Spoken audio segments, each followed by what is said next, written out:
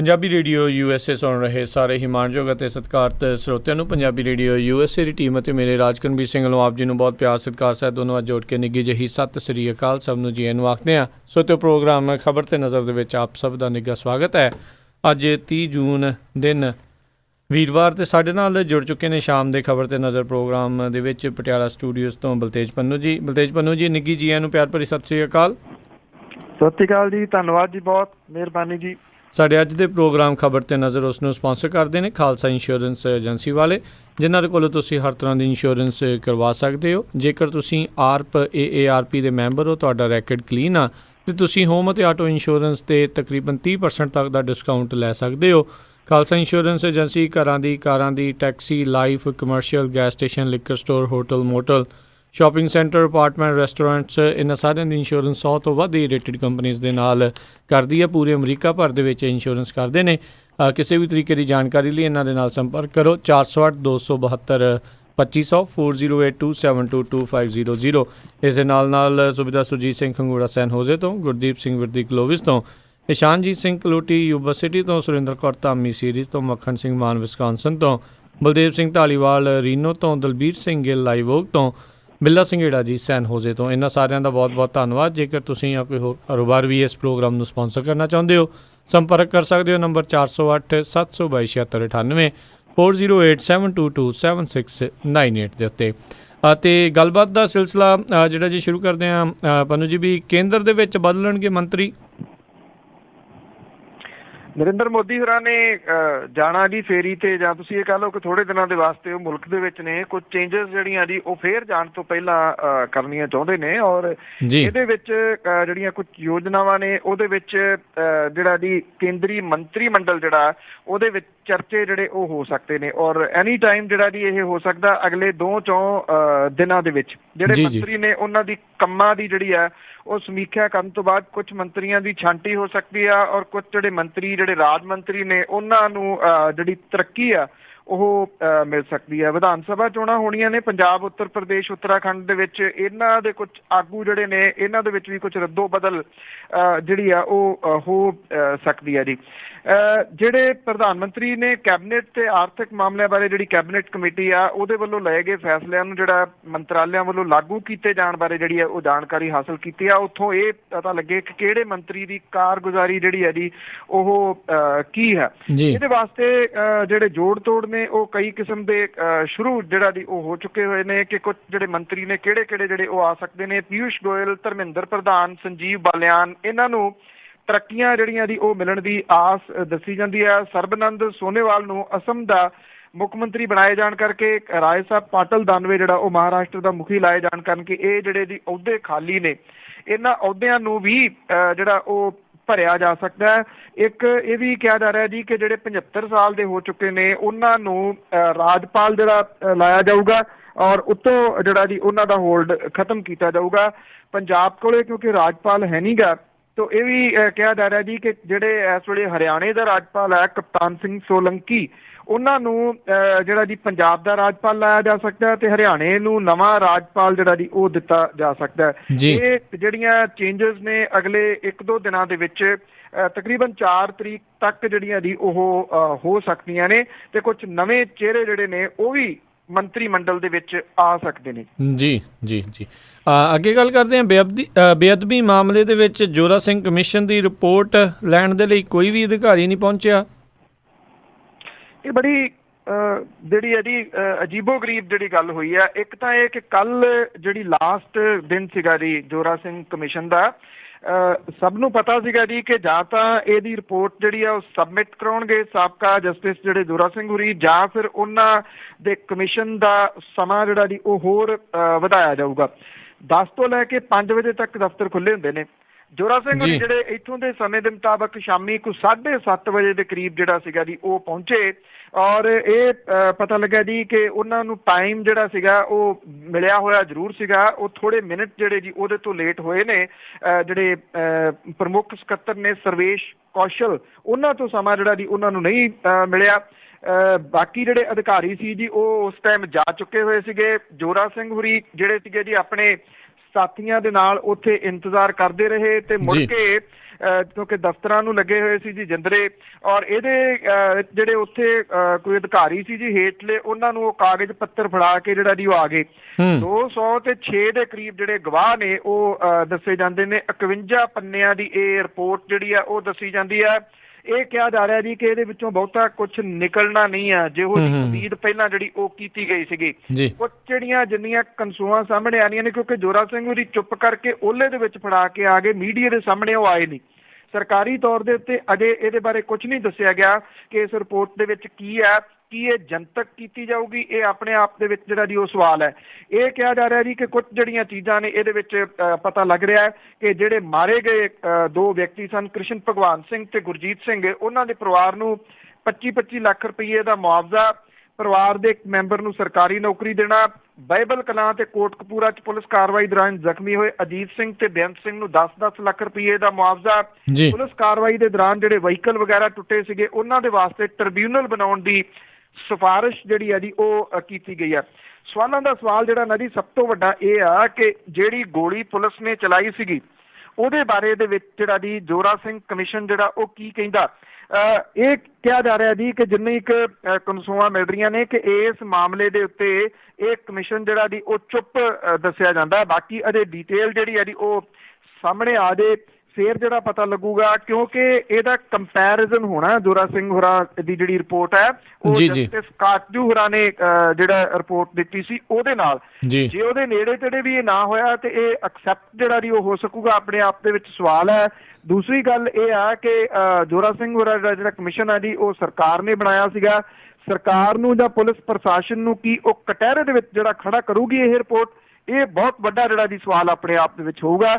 ਉਮੀਦ ਹੈ ਆਉਂਦੇ ਕੁਝ ਦਿਨਾਂ ਦੇ ਦੌਰਾਨ ਇਹਦੇ ਉੱਤੇ ਸਿਆਸਤ ਤੇ ਵੱਖ-ਵੱਖ ਵਿਚਾਰ ਚਰਚਾ, ਚੁੰਧ ਚਰਚਾ ਜਿਹੜੀ ਹੈ ਜੀ ਉਹ ਚੱਲਦੀ ਰਹੂਗੀ। ਜੀ ਭਰਤੀ ਘੁਟਾਲੇ ਦੇ ਦੌਰਾਨ ਜਿਹੜੇ ਦਲਾਲ ਸੀਗੇ ਉਹਨਾਂ ਦੀ ਜਿਹੜੀ ਆਵਾਜਾਈ ਲੱਗੀ ਰਹਿੰਦੀ ਸੀ, ਜਿਹੜੇ ਭਰਤੀ ਹੋਏ ਉਸ ਟਾਈਮ ਦੇ ਉੱਤੇ, ਤੇ ਹੁਣ ਵਿਜੀਲੈਂਸ ਵਾਲੇ ਆਉਣਾ ਜਾਣਾ ਉਹਨਾਂ ਦਾ ਲੱਗਾ ਉਹੀ ਘਰਾਂ 'ਚ।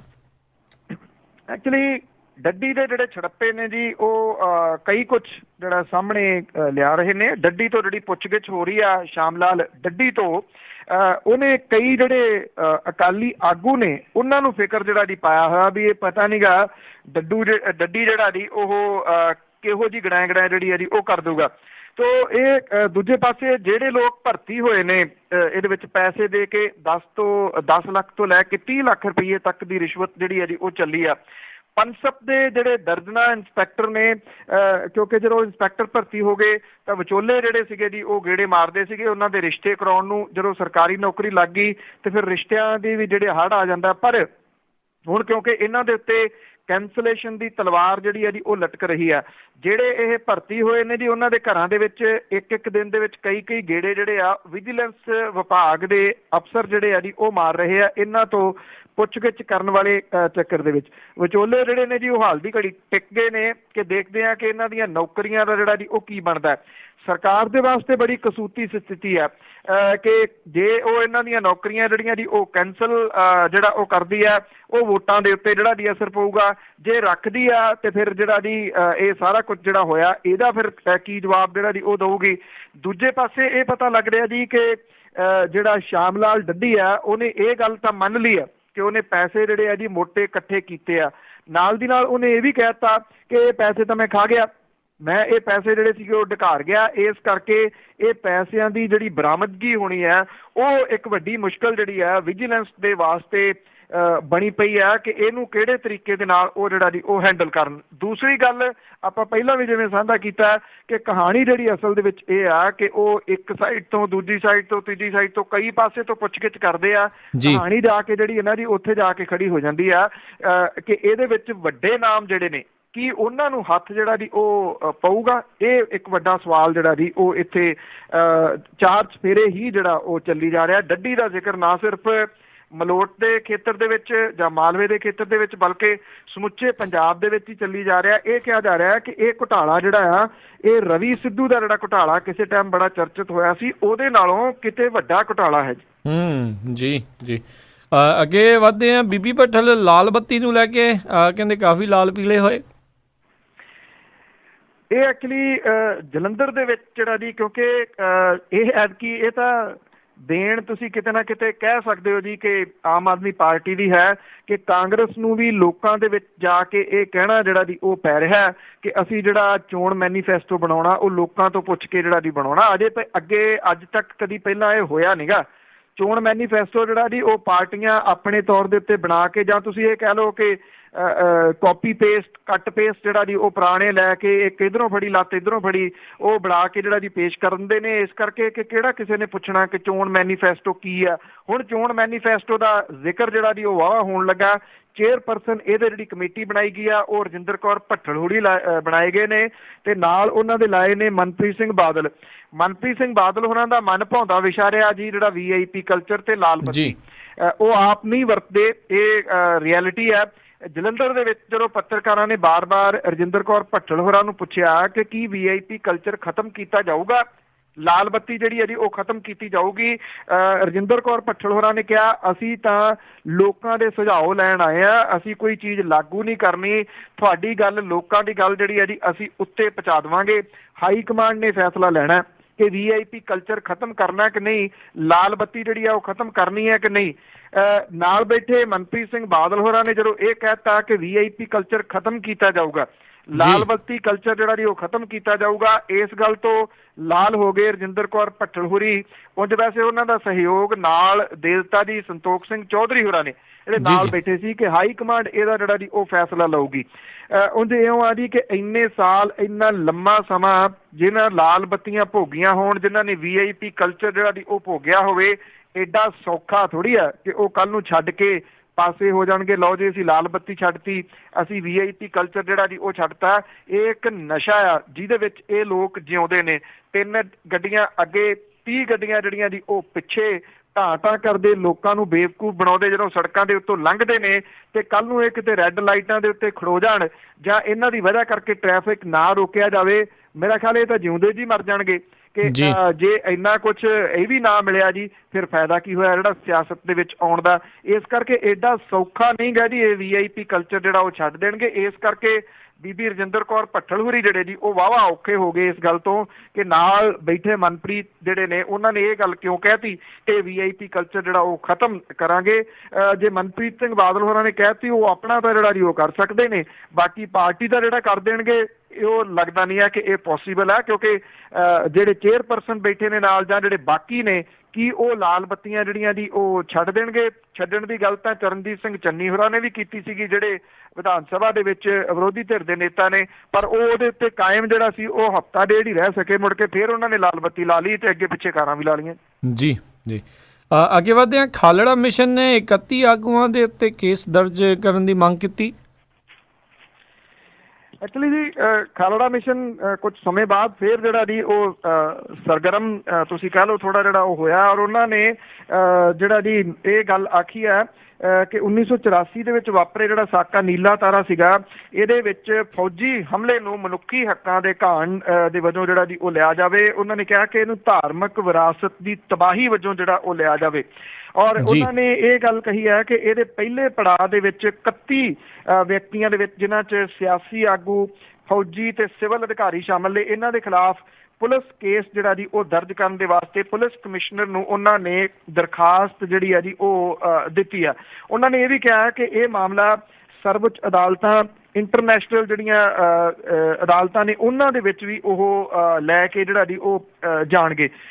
ਇਸ ਦੇ ਵਿੱਚ ਉਹਨਾਂ ਨੇ ਜਿਹੜਾ ਜੀ ਇਹ ਗੱਲ ਆਖੀ ਗਈ ਹੈ ਕਿ ਜਿਹੜੇ 31 ਵਿਅਕਤੀਆਂ ਦੇ ਖਿਲਾਫ ਵੱਖ-ਵੱਖ ਧਾਰਾਵਾਂ ਦੇ ਹੇਠ ਕੇਸ ਦਰਜ ਕਰਨ ਦੀ ਅਪੀਲ ਕੀਤੀ ਗਈ ਹੈ। ਇਹਦੇ ਵਿੱਚ 12 ਇੱਦਾਂ ਦੇ ਨੇ ਜੀ ਜਿਹੜੇ ਦੁਨੀਆ ਦੇ ਵਿੱਚ ਹੈ ਨਹੀਂ ਗੇ ਜੀ। ਉਹਨਾਂ ਨੇ ਇਹ ਕਿਹਾ ਕਿ ਸ਼ਿਕਾਇਤ ਇਹਨਾਂ ਦੇ ਉੱਤੇ ਵੀ ਜਿਹੜੀ ਹੈ ਜੀ ਉਹ ਦਰਜ ਹੋਣੀ ਚਾਹੀਦੀ ਆ।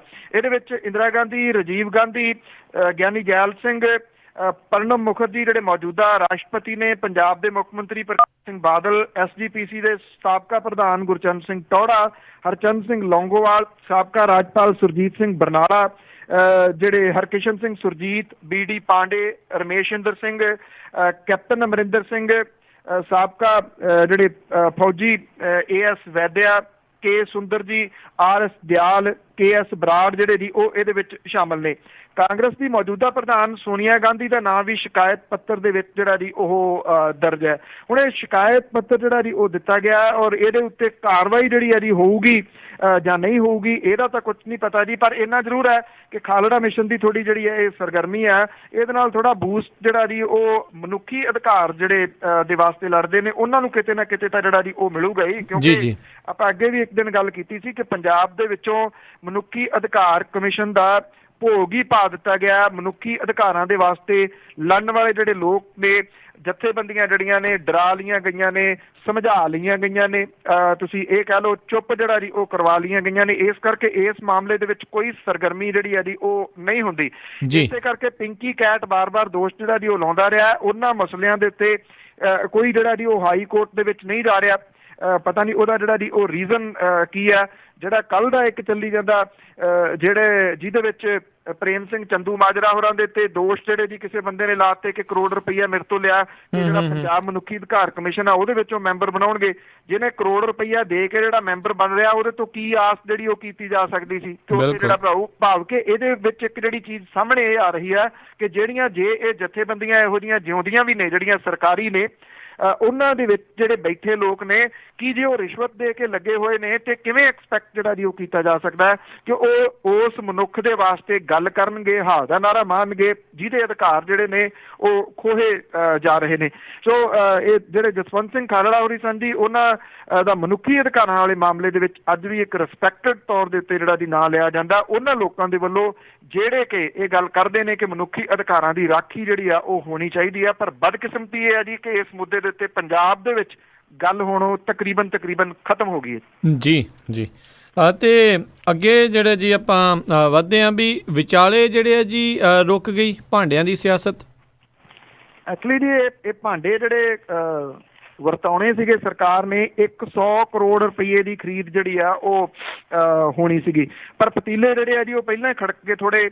ਉਹਦਾ ਰੀਜ਼ਨ ਇਉਂ ਹੋਇਆ ਕਿ ਦੋ ਜਿਹੜੇ ਮਹਿਕਮੇ ਨੇ ਉਹ ਆਪਸ ਦੇ ਵਿੱਚ ਜਿਹੜਾ ਜੀ ਇਸ ਮਸਲੇ ਦੇ ਉੱਤੇ ਭਿੜ ਪਏ ਆ ਜੀ।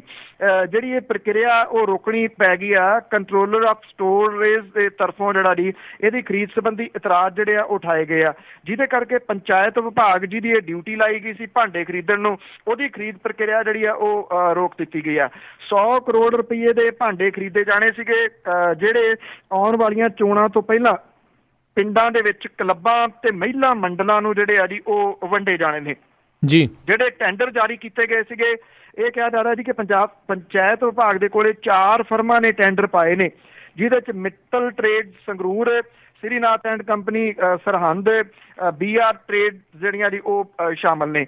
ਪੰਚਾਇਤ ਵਿਭਾਗ ਨੇ 30,000 ਜਿਹੜੀਆਂ ਭਾਂਡਿਆਂ ਦੀਆਂ ਕਿੱਟਾਂ ਦੀ ਖਰੀਦ ਕਰਨੀ ਹੈ। ਪ੍ਰਤੀ ਕਿੱਟ 30,000 ਰੁਪਏ ਅੰਦਾਜ਼ਨ ਕੀਮਤ ਜਿਹੜੀ ਆ ਜੀ ਉਹ ਤੈਅ ਕੀਤੀ ਗਈ ਹੈ। ਕੁਝ ਫਰਮਾਂ ਨੇ ਇਸ ਗੱਲੋਂ ਰੌਲਾ ਪਾਇਆ ਕਿ ਟੈਂਡਰਾਂ ਦੇ ਵਿੱਚ ਭਾਂਡਿਆਂ ਦੀ ਜਿਹੜੀ ਸਪੈਸੀਫਿਕੇਸ਼ਨ ਦਿੱਤੀ ਗਈ ਆ ਉਹਦੇ ਮੁਤਾਬਕ ਕੋਈ ਫਰਮ ਵੀ ਨਹੀਂ ਹੋਊਗੀ। ਖਾਸ ਕਰਕੇ ਪ੍ਰਾਂਤ ਦਾ ਮਾਮਲਾ ਜਿਹੜਾ ਉੱਠਿਆ ਸੀਗਾ, ਜਿਹਦੇ ਵਿੱਚ ਡਾਈ ਸਿਰਫ ਇੱਕ ਫਰਮ ਦੇ ਕੋਲੇ ਜਿਹੜੀ ਆ ਜੀ ਉਹ ਦੱਸੀ ਜਾ ਰਹੀ ਹੈ।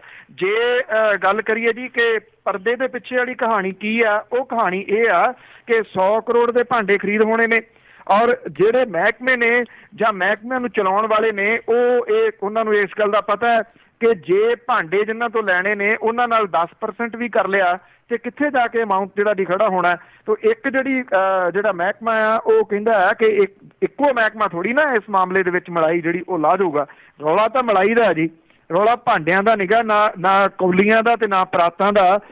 ਰੌਲਾ ਤਾਂ ਜਿਹੜਾ ਜੀ ਉਹ ਜੇਬਾਂ ਦਾ ਹੈ, ਜਿਹਦੇ ਕਰਕੇ ਇਹ ਪ੍ਰਕਿਰਿਆ ਜਿਹੜੀ ਆ ਉਹ ਰੁਕੀ ਆ। ਵੇਖਦੇ ਆ ਜੀ ਕਿ ਭਾਂਡੇ ਕਦੋਂ ਕੁ ਆਉਂਦੇ ਨੇ ਤੇ ਇਹਨਾਂ ਭਾਂਡਿਆਂ ਦੇ ਉੱਤੇ ਫੋਟੋ ਜਿਹੜੀ ਆ ਉਹ ਕਿਹੜੇ ਲੀਡਰਾਂ ਦੀ ਹੁੰਦੀ ਹੈ ਜੀ। ਅਤੇ ਅੱਗੇ ਵਧਦੇ, ਕੁਰਾਨ ਸ਼ਰੀਫ ਦੀ ਹੋਈ ਬੇਅਦਬੀ ਦੇ ਉੱਤੇ ਵੀ ਸਿਆਸਤ ਤੇਜ਼। ਤੇ ਐਕਚੁਅਲੀ ਇਹ ਮਾਮਲਾ ਪਤਾ ਨਹੀਂ ਜੀ ਇਹਦੀਆਂ ਪਰਤਾਂ ਜਿਹੜੀਆਂ ਨੇ ਰੀਅਲ ਦੇ ਵਿੱਚ ਜਿਹੜੀਆਂ ਉਹ ਉੱਧੜ ਸਕਣਗੀਆਂ ਜਾਂ ਨਹੀਂ, ਕਿਉਂਕਿ ਇੱਥੇ ਇੱਕ ਗੱਲ ਜਿਹੜੀ ਹੈ ਜੀ ਕੱਲ ਜ਼ਰੂਰ ਇਹ ਉੱਠੀ ਸੀਗੀ ਥੋੜੀ ਜੀ, ਪਰ ਤੁਸੀਂ ਇਹ ਕਹਿ ਲਓ ਕਿ ਮੈਨੇਜ ਕਰ ਲਈ ਗਈ ਹੈ।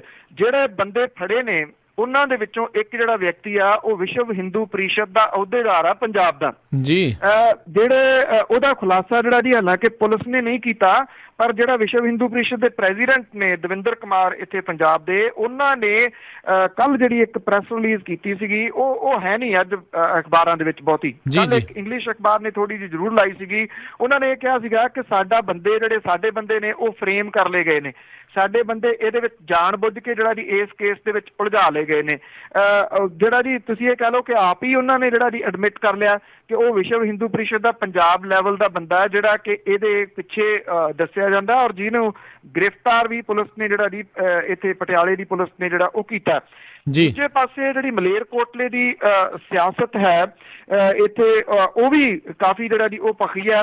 ਪੰਜਾਬ ਪ੍ਰਦੇਸ਼ ਕਾਂਗਰਸ ਕਮੇਟੀ ਦੀ ਜਿਹੜੀ ਮੀਤ ਪ੍ਰਧਾਨ ਹੈ ਬੀਬੀ ਰਜ਼ੀਆ ਸੁਲਤਾਨਾ, ਉਹਨੇ ਜਿਹੜਾ ਜੀ ਕੁਰਾਨ ਸ਼ਰੀਫ ਦੀ ਬੇਅਦਬੀ ਦੇ ਮਾਮਲੇ ਦੇ ਉੱਤੇ ਜਿਹੜੀ ਉੱਥੋਂ ਦੀ ਵਿਧਾਇਕਾ ਹੈ ਫਰਜ਼ਾਨਾ ਆਲਮ, ਉਹਦੀ ਹਮਲੇ ਦੀ ਜਿਹੜੀ ਨਿਖੇਧੀ ਕੀਤੀ ਹੈ। ਦੂਜੇ ਪਾਸੇ ਉਹਨਾਂ ਨੇ ਜਿਹੜੇ ਪੁਲਿਸ ਵਾਲੇ ਨੇ ਉਹਨਾਂ ਦੀ ਸ਼ਲਾਘਾ ਕਰਤੀ ਹੈ ਕਿ ਛੇਤੀ ਜਿਹੜੇ ਆ ਜੀ ਉਹ ਫੜ ਲਏ ਗਏ ਨੇ।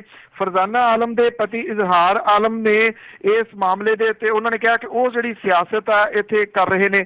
ਇੱਥੇ ਅਸਲ ਦੇ ਵਿੱਚ ਕਹਾਣੀ ਇਹ ਹੈ ਜੀ ਕਿ ਜਿਹੜੇ ਮੌਜੂਦਾ ਜਿਹੜੇ MLA ਨੇ, ਉਹਨਾਂ ਦੇ ਪਤੀ ਜਿਹੜੇ ਨੇ ਉਹ ਸਾਬਕਾ ਪੁਲਿਸ ਵਾਲੇ ਨੇ, ਤੇ ਜਿਹੜੇ ਸਾਬਕਾ ਵਿਧਾਇਕ ਨੇ ਉਹਨਾਂ ਦੇ ਪਤੀ ਜਿਹੜੇ ਮੌਜੂਦਾ ਪੁਲਿਸ ਵਾਲੇ ਨੇ। ਕਹਾਣੀ ਜਿਹੜੀ ਇਹਨਾਂ ਦੀ ਮਲੇਰਕੋਟਲੇ ਦੇ ਵਿੱਚ ਇਸ ਗੱਲ ਨੂੰ ਲੈ ਕੇ ਜਿਹੜੀ ਆ ਉਹ ਉਲਝੀ ਹੋਈ ਆ। ਬੇਸ਼ੱਕ ਜਿਹੜੇ ਫੜੇ ਗਏ ਵਿਅਕਤੀ ਨੇ ਉਹਨਾਂ ਦਾ ਸੰਬੰਧ ਵਿਸ਼ਵ ਹਿੰਦੂ ਪ੍ਰੀਸ਼ਦ ਦੇ ਨਾਲ ਦੱਸਿਆ ਜਾ ਰਿਹਾ ਜਾਂ ਜੋੜਿਆ ਜਾ ਰਿਹਾ, ਪਰ ਇਹਦਾ ਦੂਜਾ ਜਿਹੜਾ ਪੱਖ ਹੈ ਨਾ ਜੀ, ਉਹ ਆ ਸਿਆਸਤ ਹੈ ਜਿਹੜੀ ਉੱਥੇ ਦੋ ਧੜਿਆਂ ਦੇ ਵਿਚਾਲੇ ਜਿਹੜੀ ਆ ਜੀ ਉਹ ਹੋ ਰਹੀ ਹੈ।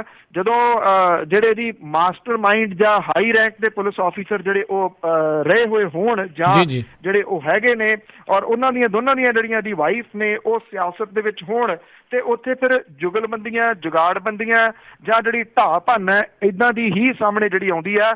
ਆਈ ਥਿੰਕ ਕਿਤੇ ਨਾ ਕਿਤੇ ਲੋਕ ਜਿਹੜੇ ਨੇ ਨਾ ਜੀ ਉੱਥੋਂ ਦੇ ਉਹ ਕਾਫੀ ਹੱਦ ਤੱਕ ਸਮਝਦਾਰ ਵੀ ਨੇ, ਜਿਹਦੇ ਕਰਕੇ ਜਿਹੋ ਜਿਹਾ ਮਾਹੌਲ ਇੱਕ ਵਾਰੀ ਬਣਦਾ ਨਜ਼ਰ ਆ ਰਿਹਾ ਸੀਗਾ ਉਹ ਲੋਕਾਂ ਨੇ ਆਪ ਹੀ ਜਿਹੜਾ ਜੀ ਉਹ ਸੰਭਾਲ ਲਿਆ।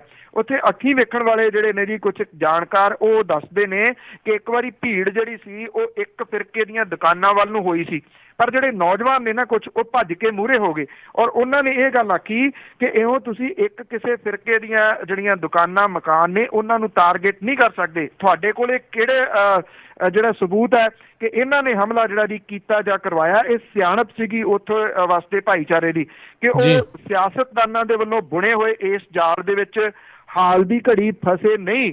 ਪਰ ਮੁਸ਼ਕਲ ਜਿਹੜੀ ਹੈ ਨਾ ਜੀ ਉਹ ਇਹ ਹੈ ਕਿ ਖਤਰਾ ਅਜੇ ਟਲਿਆ ਤਾਂ ਨਹੀਂ। ਇਹ ਪਤਾ ਨਹੀਂ ਹੈ ਕਿ ਇਹ ਸਿਆਸਤ ਜਿਹੜੀ ਹੈ ਜੀ ਕਿਸ ਪਾਸੇ ਵੱਲ ਨੂੰ ਚਲੇ ਜਾਣੀ ਹੈ। ਜੀ ਅੱਗੇ ਵਧਦੇ ਹਾਂ। ਲੁਧਿਆਣੇ ਦੇ ਵਿੱਚ ਜਿਹੜੇ ਸ਼ਿਵ ਸੈਨਾ ਆਗੂ ਨੇ ਆਪਣੇ ਆਪ ਤੇ ਗੋਲੀਆਂ ਮਰਵਾਈਆਂ ਸੀ, ਗੋਲੀਆਂ ਮਾਰਨ ਵਾਲਾ ਵੀ ਫੜਿਆ ਗਿਆ।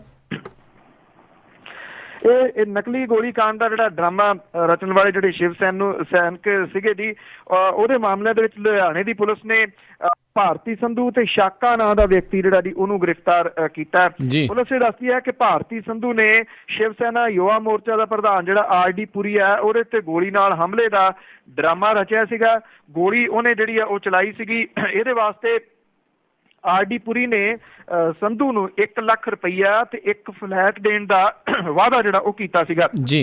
ਪੁਲਿਸ ਨੇ ਇਹ ਵੀ ਕਿਹਾ ਜੀ ਕਿ ਸ਼ਿਵ ਸੈਨਾ ਪੰਜਾਬ ਦਾ ਜਿਹੜਾ ਕੌਮੀ ਪ੍ਰਧਾਨ ਅਮਿਤ ਅਰੋੜਾ, ਜਿਹਦੇ ਉੱਤੇ 3 ਫਰਵਰੀ ਨੂੰ ਗੋਲੀ ਚੱਲਣ ਦਾ ਡਰਾਮਾ ਰਚਿਆ ਗਿਆ ਸੀਗਾ, ਉਹਨੂੰ ਭਾਰਤੀ ਸੰਧੂ ਨੇ ਜਿਹੜਾ ਸੀਗਾ ਗੋਲੀ ਦਾ ਖੋਲ ਦਿੱਤਾ ਸੀਗਾ। ਔਰ ਇਹਦੇ ਸਬੰਧ ਦੇ ਵਿੱਚ ਪੁਲਿਸ ਨੇ ਜਿਹੜਾ ਜੀ ਭਾਰਤੀ ਸੰਧੂ ਤੇ ਸ਼ਾਕਾ ਨੂੰ ਗ੍ਰਿਫਤਾਰ ਕੀਤਾ ਤੇ ਅੱਗੋਂ ਪੁੱਛ ਪੜਤਾਲ ਜਿਹੜੀ ਹੈ ਜੀ ਉਹ ਜਾਰੀ ਹੈ। ਪਤਾ ਇਹ ਲੱਗਾ ਜੀ ਇਸ ਪੁੱਛ ਪੜਤਾਲ ਦੇ ਵਿੱਚ ਕਿ RD ਪੁਰੀ ਤੇ ਗੋਲੀ ਚਲਾਉਣ ਲਈ ਪਹਿਲਾਂ ਮਨੀ ਸ਼ੀਰਾ ਨੂੰ ਤਿਆਰ ਕੀਤਾ ਗਿਆ ਸੀਗਾ, ਬਾਅਦ ਦੇ ਵਿੱਚ ਇਹਨੂੰ ਜਿਹੜਾ ਜੀ ਬਦਲ ਦਿੱਤਾ ਗਿਆ ਔਰ ਇਸ ਡਰਾਮੇ ਦੀ ਜ਼ਿੰਮੇਵਾਰੀ ਜਿਹੜੀ ਆ ਉਹ ਭਾਰਤੀ ਸੰਧੂ ਨੂੰ ਜਿਹੜੀ ਸੀ ਉਹ ਦਿੱਤੀ ਗਈ। ਇਹ ਅਸਲ ਦੇ ਵਿੱਚ ਰੌਲਾ ਇਹਦੇ ਪਿੱਛੇ ਇਹ ਸੀਗਾ ਜੀ, ਇੱਕ ਤਾਂ ਜਿਹੜੇ ਅਹੁਦੇ ਉੱਤੇ ਉੱਚੇ ਲੈਣੇ ਆ, ਦੂਜਾ ਇਹ ਹੈ ਜੀ ਕਿ ਜਿਹੜੀ ਸਿਕਿਉਰਿਟੀ ਆ ਪੁਲਿਸ ਦੀ ਉਹ ਚਾਹੀਦੀ ਆ। ਪਰ ਜਦੋਂ 1 ਲੱਖ ਰੁਪਈਆ ਤੇ ਨਾਲ ਫਲੈਟ ਦੀ ਗੱਲ ਆ ਜੇ, ਸਸਤਾ ਤਾਂ ਹੈ ਨੀ ਗਾ ਜੀ।